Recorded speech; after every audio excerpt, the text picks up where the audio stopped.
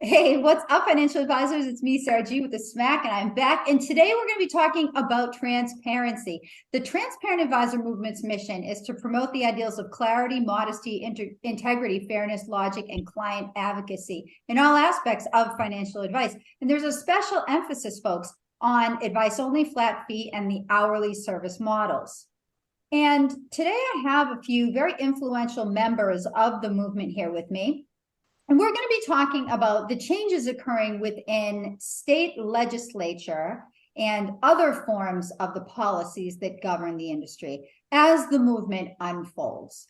Knut Rostad is the president of the Institute for the Fiduciary Standard, and Dwight Detloff. Dwight, did I say your name right? You did. Okay. He's got an easy name. I'm jealous. Is the Winding Trail Financial Planning out in Colorado. Gentlemen, welcome to the show. Thank you for inviting me.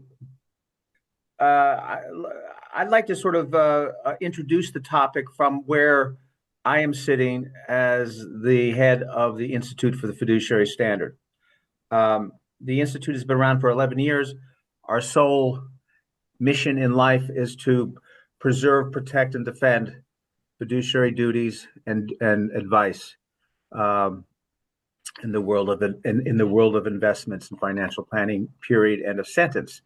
It is from that perspective that we have looked at the very interesting and important discussion among flat fee and some AUM advisors about the relative benefits of each model.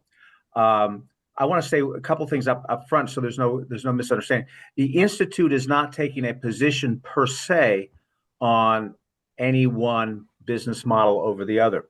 What is of keen interest to the Institute and why we're involved in this is the issue that's put front and center of the discussion regarding, and the way that we have framed it is transparency, clarity, and simplicity in the disclosure and communications of not just the fees, that's important, but also the services. So it's that context that we think this is a very important discussion and why we are involved in it. And with that this brief introduction, I think that a key place where this discussion is taking place is in the state of Colorado, where Dwight is from, and what the state regulators have done over the last 6 months in terms of expressing their views and raising their questions regarding alternative fee models to the traditional AUM. So that, to me, is an important context. Now, separate from that, literally just in the last couple of weeks, NASA. So, Knut, is that NASA like NASA with the rocket ships? No, it's NASA like the North American Securities Administrators Association, to include jurisdictions in Mexico and Canada to sort of define their geographic reach. So okay, that's so NASA. So it's got two correct. at the end instead of just NASA. Okay. But what Correct. does that mean that they have jurisdiction over Mexico and Canada? Well, I'm saying that their jurisdictions include Mexico and Canada, but just to put a finer point on it, they don't pretend to have jurisdiction in the context of being able to make rules for any particular state. I think their core business is to unify the interests of the state administrators and what concerns them. So they come out with model rules, they come out with recommendations, they advocate for the states, in Congress and at the regulatory agencies such as the SEC, for example. But anyway, that's I think in a nutshell what they do, and so. This issue has become an important issue to NASA, based on what their state regulators are finding. I think in their examinations such as is highlighted by the experience in Colorado. But Colorado is not the only state that is addressing this issue. Many others are as well. But as a starting point in terms of understanding the issues at hand, I think Colorado is a good place to begin. Because Colorado's securities administrators did not come out with a 300-page report, as we see, or a guidance as we see the SEC doing. They came out with a 7-page memorandum in March expressing their experiences and their concerns about what their examiners have found from flat fee, fixed fee, hourly advisors in their jurisdiction. And so what they essentially expressed questions and concerns about was the extent to which they found that many advisors could not answer in these examinations basic questions about the nature of the services being offered and the fees in total that are being charged. And I think the gist of what they're trying to do is just to make sense of what they're seeing in these individual cases. So that was the gist, I think, of what they expressed in their March memorandum. And since then, CFP board, Michael Kitces, and FPA, among others, and 3 or 4 others, including the Institute for the Fiduciary Standard, provided commentary on their memo, and then they came out with an updated memo in November. And so therein is the context for one state's experience with this issue. And I think it's really important to, in my view, to understand what is the concern of Colorado. And I should say, just full disclosure, I have no other information other than the Institute did have a 40-minute meeting with the Colorado Securities Commissioner and her sort of chief staff person on this, and just to ask some basic questions. I think this was 2 months ago. So that's the basis on which the Institute is looking at this, and I think from a high level, what I see is that most of the concerns back and forth, they are mostly a matter, frankly, of good faith misunderstandings. And let me underscore good faith. I think that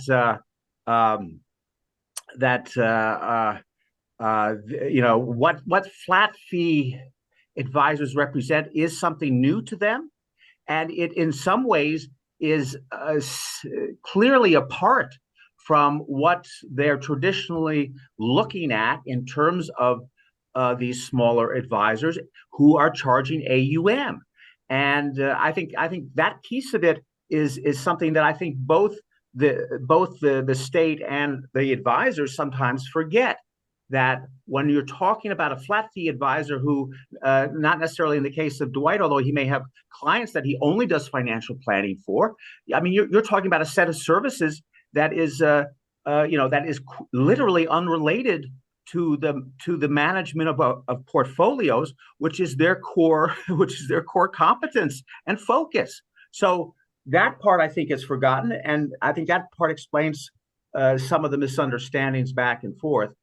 And I think what the state is looking for is just a greater understanding of what exactly the flat fee advisors are doing on the one hand, and then they're also looking for ways that there can be greater clarity in the disclosure and communication of both their services and their fees beyond what is listed on their website, beyond what is listed in the ADV. And I know that once we get into minutia on this, there are some, it becomes murkier. For example, and I think Dwight mentioned this in an earlier call. I think it was Dwight, in terms of their reliance on the ADV as the disclosure of the fees, as opposed to an engagement agreement, which is which is intended to define and describe the nature, the scope, and scale of the services being delivered for the fees delivered for the fees being charged. So yes, there are some differences of opinions down there, but I think in the larger picture, those differences, frankly, and this is to me the point, Sarah, they're relatively small. They're relatively small. I mean, in this conversation, it's forgotten the fact that the 90% plus or minus of those dual registrants, they couldn't come close to what flat fee advisors or AUM independent advisors can do in terms of disclosure and communication on their fees and services. So I think one thing for us to remember is that in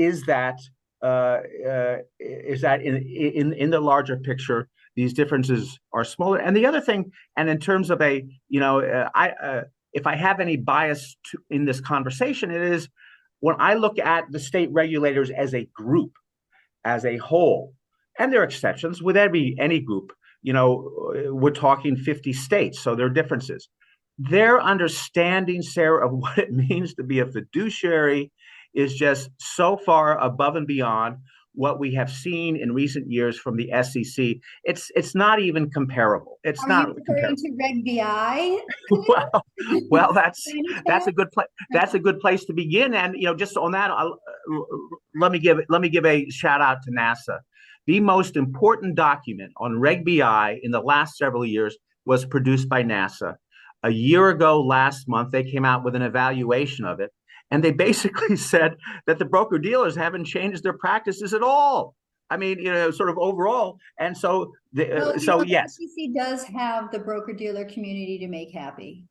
Well, listen, we all have, yes, they do. So anyway, that's the context in which I look at this in terms of, why in some ways, perhaps I give the state regulators the benefit of the doubt because they are closer to what flat fee advisors, to what fiduciary advisors are all about. They get it.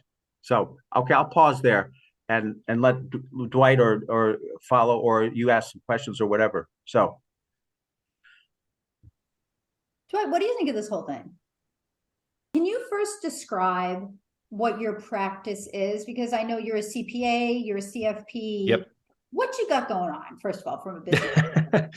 Yeah. So I am a CPA. I'm a CPA by trade. So I kind of started that way. But yeah, so Winding Trail Financial Planning is my, registered investment advisor firm. So I do financial planning. So usually pretty much anything with a dollar sign, we go through and go through that, similar to what other guests you've had on your podcast as well, like Cody Garrett and et cetera. So also with that, though, is because I'm advising on investments of saying, hey, here's what your portfolio should look like, or sell this, buy this, et cetera. I have to get registered legally for all of that. So right now, the way it works is for most people that come in, I do an initial financial plan for them on a flat fee basis. And so, sort of that prescription without diagnosis thing is malpractice or whatever. So if somebody comes in and just says, hey, can I retire tomorrow? Or does my portfolio look good? I don't know, we have to kind of go through this whole thing and take a look at it. And then because of sort of the way Colorado is structured, it is just administratively easier to just be on an AUM method going forward for those particular clients and customers and families that want ongoing investment management. It's not a requirement. I'd certainly give people here's what my recommendations are. You can go DIY this. But some folks, that's not what they want to do. And then to further the point, I do have a separately Right. Can you go over why it is easier, why you made the decision to go AUM instead of be flat fee for the clients that you're advising on an ongoing basis, their investments? Yes. So at the heart of it, I totally understand what Colorado is saying. Hey, what are you doing for these fees, right? And what Colorado is trying to come at, and I think part of NASA saying is, are your fees reasonable? So the challenge that I think that happens, so what they're saying on the surface, I get, it makes total sense. So for example, if somebody has a $500,000 portfolio and we just use a standard 1%, you would charge them $5,000, they'd be charged $5,000 a year under the AUM method. Now, if you charge them a flat fee of $5,000, all of a sudden, Colorado's coming in there and saying, well, what are you doing for them? And if that same $500,000 was in a 401k, so not directly managed by me, or if somebody had, no money, no assets under management. So for example, let's say you're a business owner or self-employed and you're putting all your money into your business. The state would come in there and kind of say, are your fees that you're charging appropriate for what you're doing? And so it's a lot easier for the state, I think, to be able to go back and say, hey, you're charging a percent of AUM and it's reasonable, it's not unconscionable, et cetera. And therefore they're totally comfortable with being able to point that back and say, okay, you're charging X percent on the money you're managing. It's really easy for them to tie that back and forth. Okay, so if you, that's because there's a tangible record of it, that the assets bingo. are custodian. Yep. The percentage that came out, and presumably yep. the act of the assets being held at the custodian implies that you had Yep. oversight over those assets. Yes, Okay. exactly. So now you flip that around and that is a deliverable. Exactly. The implied deliverable that you are overseeing. Right. Okay. Now, so that kind of gets clarified. Hold on, Dwight, let's just clarify. With flat fee, does the fee come out of the assets of the custodian? It can. I think, like, your guest Andy Panko does that. So I know there are advisors that do that, and there are other planners and advisors that just send an invoice, just like your attorney or your CPA would, and you would just pay right out of your checking account or your credit card if they accept that card. So I think that's where it depends on the agreement. Right. That's where I think some of the difficulty comes in from the regulator's perspective is, right, well, there was no fee debited out. There was no contact, implied deliverable. There was no contact with the assets. That seems to be the link that's missing when the flat fee is being charged instead of the AUM fee. Okay. Exactly. Yep. Yeah. And like I said, I think if you go back to what they're saying too, of, well, we want to make sure that this is conscionable. We don't want you to be charging $5,000 to manage $100,000 portfolio, which would math out to 5%, because they'd say we would never have approved a 5% AUM fee. I think NASA puts, the NASAA puts that in their document that, anything above 2 or 3% is probably going to be considered unreasonable. So I understand what they're kind of saying there. And I do want to kind of hit on this real quick too. Knut, you brought this up, on page 1, I think, of the Colorado's opening intro, they bring up a court case where there was somebody charging, I guess flat fees or whatever, and they weren't delivering the services and defrauded clients out of hundreds of thousands of dollars. But the part that doesn't get brought up is that if you go look up that person's record, it wasn't just that. They also forged client signatures. They didn't disclose things in the ADV. It just seems like this was just part of it. And now the whole baby getting thrown out with the bathwater thing. And the part that isn't being said, that person also had their insurance license. So I've heard, the state also say, we don't want people charging, some sort of flat fee or monthly subscription or whatever, and then turning around and recommending to clients that they buy insurance products that somebody's getting a commission payment on, and or even an AUM model. So I think, Knut, to your point of well, what are you charging for what? So I understand where the state's coming from, where they just want to try to get their arms wrapped around it. But anyway, to kind of answer your question, administratively, it's just a little bit easier right now just to say, look, I get it, but I don't want to fight the state on this. I'm just by myself. So it's just much easier to kind of say, hey, look, if you want asset management, then I'm just going to charge you AUM for that. And we can kind of go into that. But I also think there's also the real practicality of, yes, the state says that both sides need to say what they're doing. But like you said, Sarah, de facto, if I'm managing the portfolio and rebalancing it every quarter and reviewing their portfolio, that checks the box for them. So it seems like in practice, the hurdle is going to be much higher. And for other, colleagues of mine, they've just decided, you know what, it's just not worth it. We'll just charge clients ongoing as an AUM. And if that's what the state wants to see, no different than in Washington, where people it sounds like might be set, their hourly rate might be set. I mean, it's kind of a slippery slope. Well, I think you picked on the sort of the cornerstone of what is driving this discussion from the state's perspective, and that's in the subhead of the NASA report that came out just a couple of weeks ago, and that is reasonable fees. And we just need a basis to make a informed decision on what is a reasonable fee. And that to me is a reasonable request. And so then we get very quickly to this issue of, well, how can, be it AUM, flat fee, or hourly, provide reporting that answers that question, i.e., the question of what did you do last quarter for your fee? And yes, and I especially appreciate both you focusing on the fact that that the AUM, it comes with a unsaid but very clear set of responsibilities and duties on an ongoing basis, which they're accustomed to looking for. Whereas when you look at the range of financial planning topics, issues that someone can get into, they don't have a reason, a basis to know that. So again, what I'm just saying is that I think their core request is reasonable, and so that help us understand what you're doing for your fee, and then in the process, going back, and not to be nitpicky, I think some advisors have made mistakes for for saying, well, we charge for availability, and I mean, that I think that was a tactical mistake, but properly understood in the context of either 3 or 6 months. No, this is not availability. This is what I did, and this is what I'm going to do. And not every month is going to be as equally busy. And we are not producing widgets out of a factory. This is a professional service that is driven by the needs and the issues in the client's life. So some months are going to be far busier than others. So anyway, that's how I view it. And again, I think that's a context for helping better mutual understanding of what's going on here. So. Well, I think at the core of it is the confusion or lack of definition about what financial planning really is.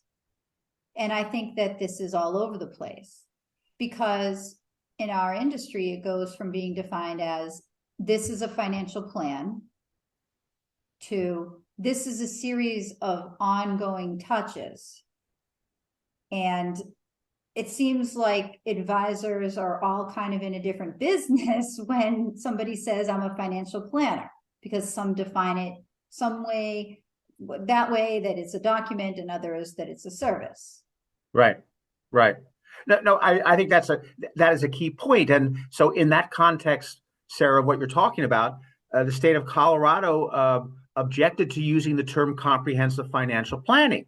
Well, and in a certain sense, I understand their point. If there's no other definition of what that includes, yeah, what does that mean? But in the context of what our advisors face every day from the folks across the street who push a button and give Mr. and Mrs. Smith their financial plan after a 30-minute or 60-minute conversation, they're so different. It's impossible to use the term, as you say, financial plan in any reasonable way, because it hasn't been better defined. And that's a separate topic, perhaps, of why not, but that's the way it is today, and that's the way the industry sort of operates. One of the examples that I recently discussed in an article was, and I'm showing it here for those of you that are watching this video and not just listening to the podcast, that Lodestar Financial Planning, which I think does a great job of depicting exactly what it is, how they're defining financial planning. Investment planning, retirement planning, risk management, cash flow budgeting. And they actually have a series of, in some cases, it's how many bullet points are here? There's 7, 8 bullet points describing what each of these categories are. Family services, tax planning, special needs planning. I think that's great. I think it's great for the advisor to have that clarity, because it can help them in the process of sitting down with the client and trying to figure out, what do you need and how can I really help? That it's a much better menu in a much clearer way of trying to align what you do with what they could potentially need, because clients don't really know this, right? Like clients just kind of think, well, I need someone to help me figure my life out. And I think that's the position that they come from. And I think one of the benefits here that I'm really excited about with all of these developments, with NASA, with the state regulators, is that maybe we could have a very elevated service that maybe all of this can bring clarity and make advisors and planners more effective in matching up and determining what the needs of the client are, and then tailoring their services to meet it truly.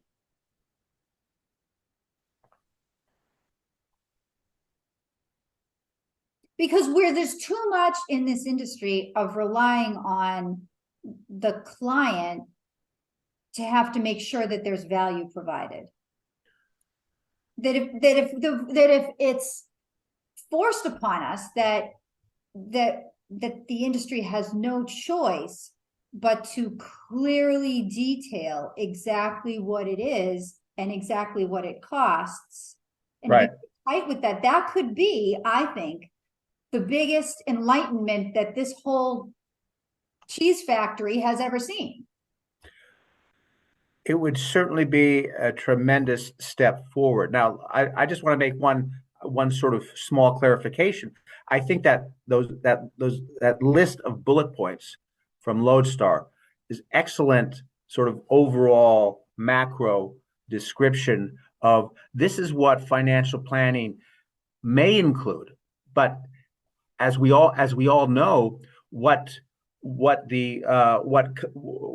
matters in the trenches and what the regulators are focused on is, okay, I can see what you think comprehensive financial planning could and can include, but we've got to go to the next level in terms of, what did you do for the Smiths last quarter or last 2 quarters to that somehow is associated with your fee, so that this can be specific to the Smiths, specific to each client, without getting into the issue, without getting into the level of detail necessarily. And I think this is where the debate, where the discussion is going to lead to, in terms of what is the nature of the reporting that's going to satisfy that requirement for a regulator to be able to say, okay, that seems to be a reasonable fee for the services rendered over a quarter or over the project or over the term of the year. And I think that's part of what advisors need to underscore. It's either a project at 3 or 6 months, for example, or it's an ongoing engagement that really shouldn't be evaluated, I think, in less than 12 months, be able to look back quarter by quarter. This is what we did, and this was the total annual fee charge for what we did. So I think that's where the focus is going, and that's where we need. And that Lodestar list is, I think, an excellent sort of a place to begin in terms of describing what a comprehensive engagement can include. You can't use that word, Knut. Well, I was gonna say, like, that's kind of part of the challenge, right? Is like, you've got, probably myself included, but we're putting out there, hey, we're doing comprehensive financial planning. But if you tie that back to the actual, engagement letter or contract that somebody's signing, especially if it's under AUM model, it's literally just going to say, like, investment, just investment management, and we're going to do it quarterly. And so I do agree with what the state is kind of saying there, because that's kind of part of my, I think part of the issue is, if I just do AUM, then the only thing I have to prove back to the state is that I reviewed their account and rebalanced it. Right. I don't have to prove that I did all of these other things, even though it's on my site.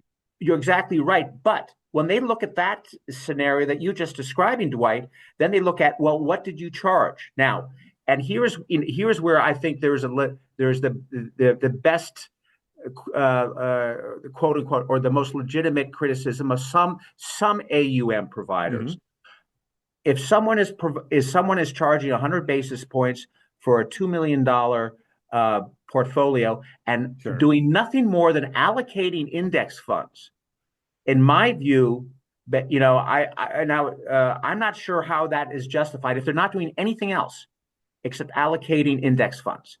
Whereas if there's a significant amount of financial planning involved in for that same fee, which again the point is, I think part of the point is that these fees and services need to be separated to be analyzed. Mm-hmm. I think, and that then that's a different issue. So so yes, they don't require the same detail for AUM because that's part of built into what they Right. to their basic training. But still, you can charge too much for basic AUM, and I'm sure some have, not you personally, but some have, and they get reprimanded. I believe for doing so if they charge too much, even if it's just for basic AUM portfolio management. Sure. But I mean, some of those cases aside, again, my point is just saying if you're an advisor sitting here thinking, okay, I want to set up flat fee, and then the state's going to come in and start saying, okay, well, what did you do for them? We want to see your deliverables. Do we want to go down the slope of having the state tell, to your point? I think Sarah was like, do we really want the state telling us what these deliverables should be? Are we going to have to provide 200-page documents to clients and make sure we tick off all these things that may or may not apply to the particular that family that is in front of us? Otherwise, you start getting into probably like what Washington's doing, where okay, it's hourly only, and we're going to tell you how much you can charge hourly. Like that is probably going to you might have fewer people get into that. I mean, well, just talk to I think that's exactly the point. I'm sorry, Sarah. Can we just clarify, because we've talked about this a few times, what is it in Washington that is going on? My understanding in Washington, and I'm not registered there, and I don't have any clients there, fortunately, but my understanding in Washington is that they are mostly in favor of AUM only or hourly. It sounds like from folks that I've seen do flat fee, and I don't want to call it people's names, but there are some planners out there that are very good, have a very, very, very specific niche, charge flat fee, and the state's come back in there and said, we don't really like it. And because it comes back to, well, even if we look at 12 months, did you do everything in month 12? So therefore you charge fees and you've got more than $500, the rules that kind of go in that, the custody rules. But so they've just come back. My understanding is come back and said it's either AUM or hourly. And it's really, those are kind of the two names of the game. And I think that they've even come back and said, okay, you can't charge more than X. So that would be a good question somebody to have on your show from Washington, Sarah. But so I think from some of us in Colorado and other states is, do we want to, Washington doesn't have any authority, for example, over other states, but are we looking at them and saying, okay, are we going to start seeing that in other states? I don't know Colorado if they are, but are they looking at that and saying, okay, this is the model we want to follow? I don't know. Did that answer your question, Sarah?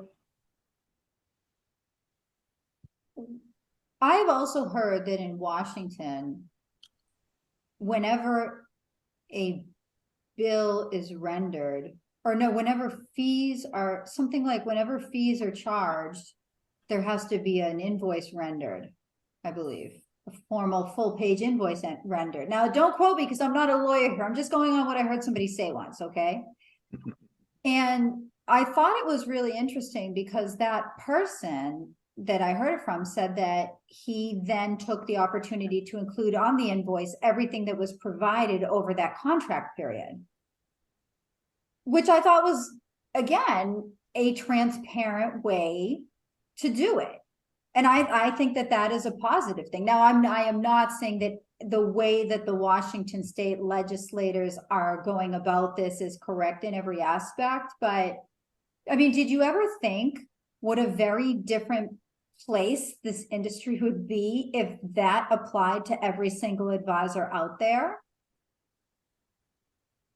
If every time you charged a fee, you had to justify what services went into that fee. Well, I agree. I just go back to what I was saying before. I think that then a lot of firms are just going to, not necessarily the good ones, but some firms are just going to go out there and say, hey, we're just managing a bucket of mutual funds and we're just charging you 1%. We meet with you once a year. And That's what we're going to put on the invoice, just the bare minimum. And I guess, and it unfortunately would be up to the consumer to kind of figure out, like, is that a good deal or not? Forgive my ignorance, gentlemen, but for an AUM advisor, is there mandatory reporting that has to occur over a certain frequency? I think it's partly whatever's in your ADV and what the state would have Yes. required. So I know Colorado would like you to at least meet with them annually, and if you, and at least invite them to meet annually. I think practically, if I had a family that, I only talk to once a year, I think I would probably figure out a different relationship with that, in terms of, hey, like, obviously Right. something isn't working here or whatever, but yes. So I don't think you can just sit there and never do anything at all. And I think Dwight puts his finger on the starting point that is so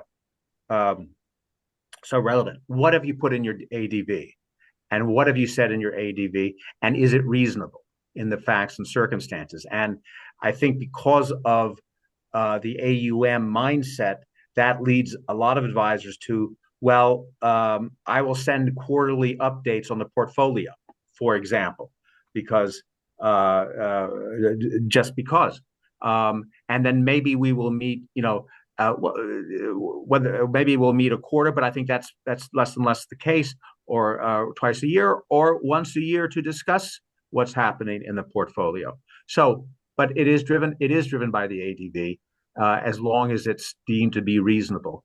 And so, but I think that we need to go beyond that in terms of being proactive in our reasonable response to the state legislators, or the state regulators, and offer some alternative solutions that we believe are reasonable in terms of getting to the end place. The bottom line that the regulators want to get to is, let me be able to make a reasonable judgment on whether your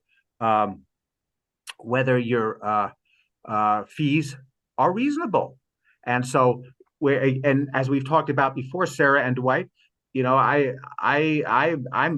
think a quarterly list of bulleted points coming from the list that you provided, for example, Sarah, to say, this is what we did for you last quarter. And and you could say, well, this is what we intend to do for you next quarter. But that's less interesting to the regulator. And then, what did you do for me? And then I hear what you're saying, Dwight, about it doesn't matter whether it's a quarter or 2 quarters or an annually. But I think underlying the case that we've got to make is, folks, this is a professional service. We are professionals. We're not just saying this blindly, but it is a different type of relationship than if you're going into the hardware store to buy a washing machine, or you're buying other services. That we and this is not to excuse any bad behavior. This is to say that there are certain things that we can't forecast. There's certain things that we can't that we can't expect up front, because we are driven by what comes up in the lives of our clients, and and we don't have any sort of a forecast there. So, underlying, I think our case is that we are professionals, and that's got to be kept in mind in terms of setting expectations, for example. Yep. One of the questions I have, though, Kanu, is like, what splitting that between what if they don't, I know you keep saying, like, well, what have you done for me last quarter? But, like, what if the client doesn't really want anything done? They just literally want you to babysit a pile of money. They don't want okay. That's a good question. To clarify, I say what I said in the context of an ongoing financial planning relationship, separate from whatever you're doing AUM alone. And so that's the context in which I say that, because that's the context in which I think there are the greatest number of questions. Whereas as all three of us have observed, that those same questions don't come up on the AUM side in this or in the same way. So that's the context in which I say it. And yes, Sarah's showing this example of Axis Capital. I think what is shown here that was done in the last 90 days. That's a significant degree of detail without getting into writing a 15-page report every quarter, which is going to be another killer. If that alternative were in a sense required, and is hold on a second, Knut. Okay, so yeah. For those of you that are just listening to the audio podcast, what I've done on the video is I've shown a document from Chris Randall of Axis Capital, flat fee advisor, and it shows the last 90 days, and there's 10 bullet points saying like merged all trading accounts, completed risk tolerance analysis, tax loss harvesting of positions, blah, blah, right? And then it says the next 90-day goals. So that's the document that Knut is discussing for everybody who's just listening. Sorry, Knut, keep going. Yeah, no. Thank you for reminding me that some people are only linked in to us by audio as opposed to video. So this is an example to me of a reasonable compromise that now that should be able to address whatever concerns or questions they have, and also I guess an unstated assumption, Dwight, on this one is that you look at that list of the last 90 days, and there would seem to be some, if requested, some written either report or documentation that's already in the files already, that could be easily provided. But in the context of a overview, I don't think is necessary and shouldn't be considered to be necessary. So that we're not dealing with 200 pages of documentation or 100 pages of documentation. Yeah, because I think if I go talk to my lawyer, not about anything specific, but like on this, but if I was having a conversation with an attorney about a matter, yeah, there might not be a deliverable, and I get it, they're going to probably charge hourly or whatever, but like it might just be, hey, we chatted for 90 minutes over me thinking about buying this piece of rental property or something, and it's like, what's the deliverable? Right. There isn't one. Like the meeting is the deliverable. Then I think that's a really good question. And then should such a report over 90 days, for example, include that had 4 conversations that totaled 154 minutes talking about these 3 topics? Bingo. I mean. Is that going to be necessary? Should I hope not, because I hate hourly. I mean, personally, when I do it, right, like whenever I have a meeting with somebody, I just send them back an email and say, here's what we talked about. Here's what next steps are and things like that. And so that way I'm not trying to do this every quarter or whatever to try to like figure this out. And then that way we know, and it's just in bullet points and, Well, and my point is that if the context is we're not charging hourly, we're charging a flat fee, what you just described should be sufficient to say, this is part of what I did for my flat fee. People I love it when you're organized for them. Sorry, yes. I know. I don't mean to tick anybody off here, but I have to say this. I know that I'm not a financial advisor, and I know that my work as a marketing consultant is vastly different. Okay. Like I have daily tasks that I do. I sometimes devote hours at a time to one specific client, but I am on retainer with several different clients. And for 2 of my clients, I send them an email every single day. It's called end of day report. I send them the email. Let me tell you something. I have never had a more solid and stable relationship than with those people. And I'm going to tell you why, because they know that I want it so bad. They know that I care so much about them. Sorry, I'm not blowing my own horn here. Okay. I'm saying it because I think it can help. That people love the feeling that they feel that this person is on top of it and I don't have to I don't have to be on top of it because he or she is. And they know that they feel that feeling, and because this is emotional, right? So, and I don't even think that it's not even any great bullet points. But I'm just saying that I doubt it. I know from this, the transparency between me and them, that the trust is so strong because I do that. Now, I'm not saying everyone should email their clients every day, okay, or every week or every month, all right? But I'm just saying the feeling of this person keeps good books and records, good enough that they could transparently relate to me, and it was clear to me what's going on. That is the feeling that people need to feel. Yeah.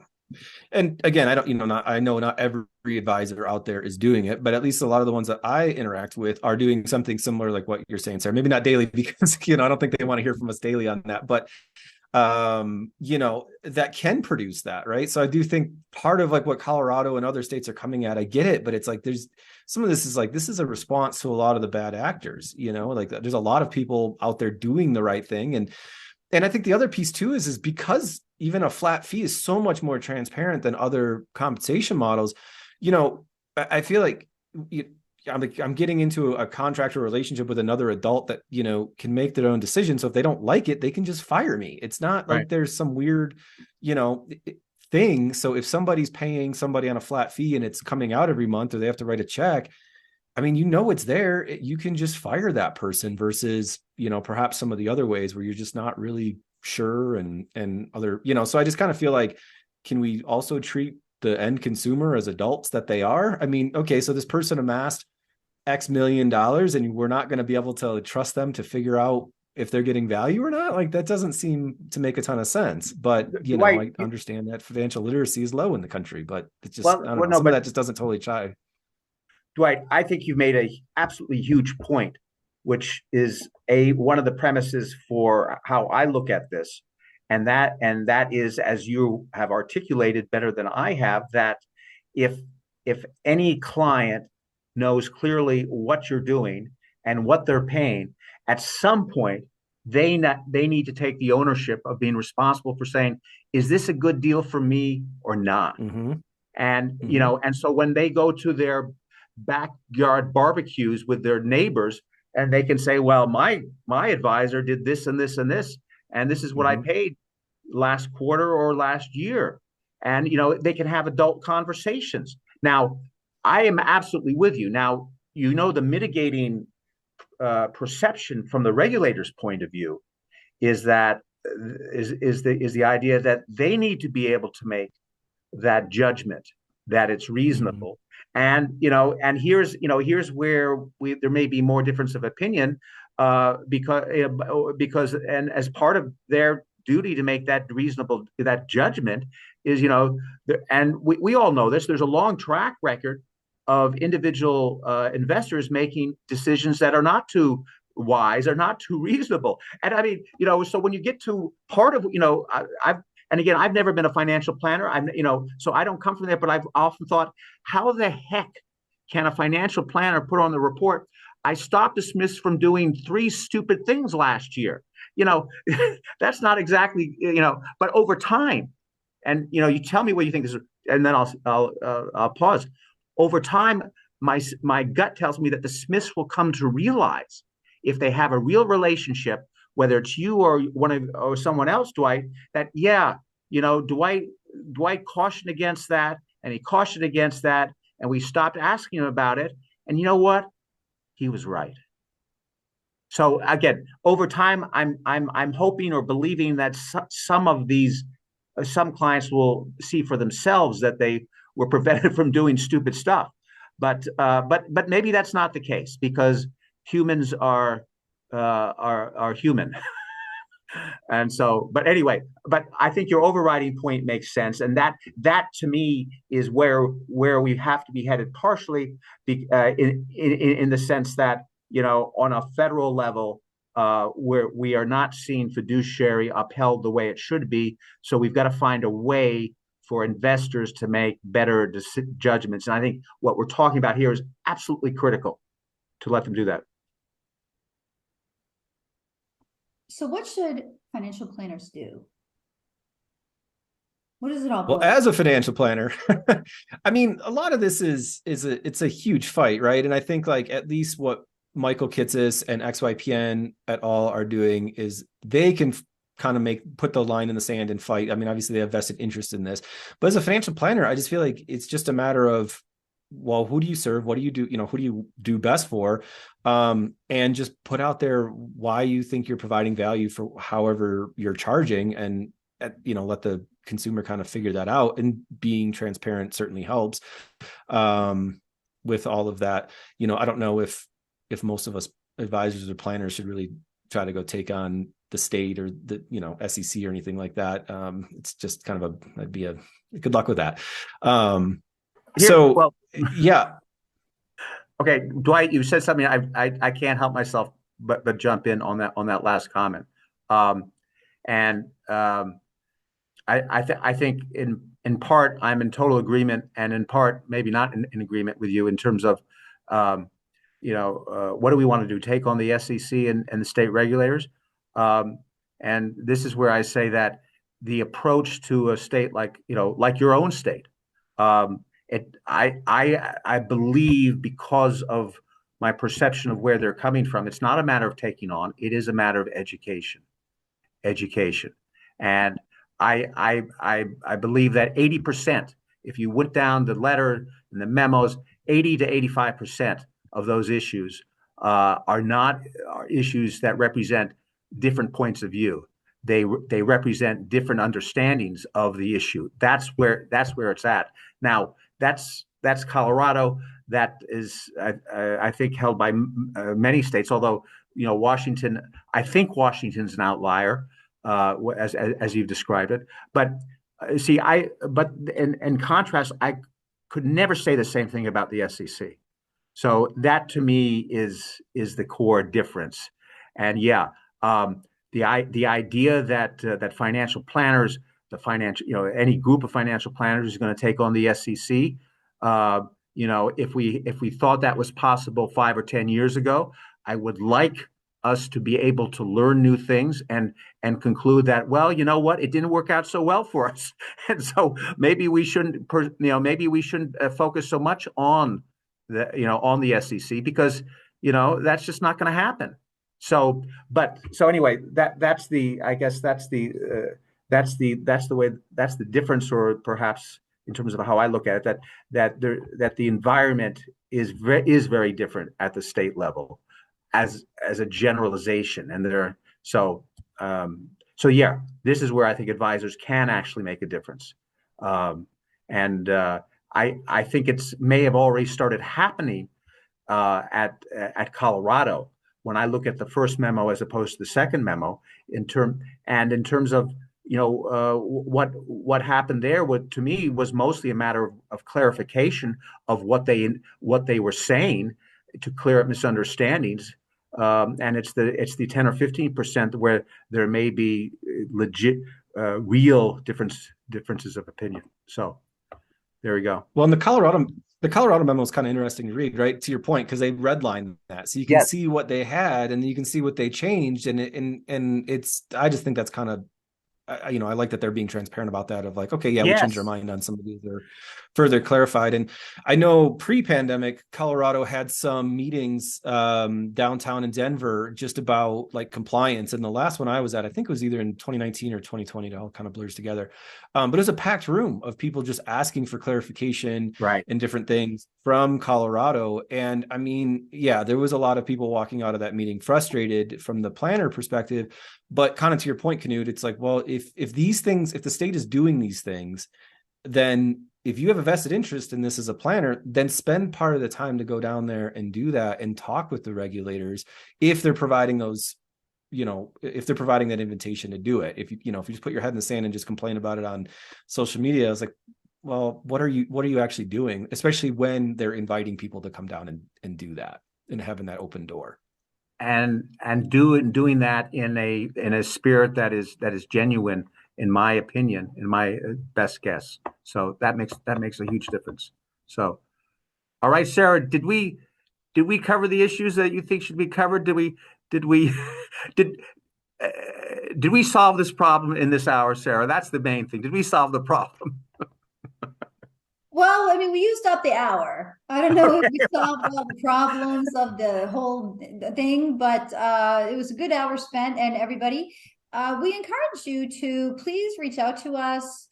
We are seeing ourselves as the kind of the voice. You know, we're trying to be the voice of transparency here. And anybody who wants to see more transparency in the industry, what can we do as the the transparent advisor movement in order to assist you with and making that happen in your community, in your practice, and within our industry. So folks, join the Transparent Advisor Movement. We are on Instagram at Transparent Advisor Movement. Just do a search. And we have monthly meetups the second Wednesday of each month at 1 p.m. Eastern time. And I'm going to be putting the link in the show notes. We will see you at the next one. Thanks everyone for listening.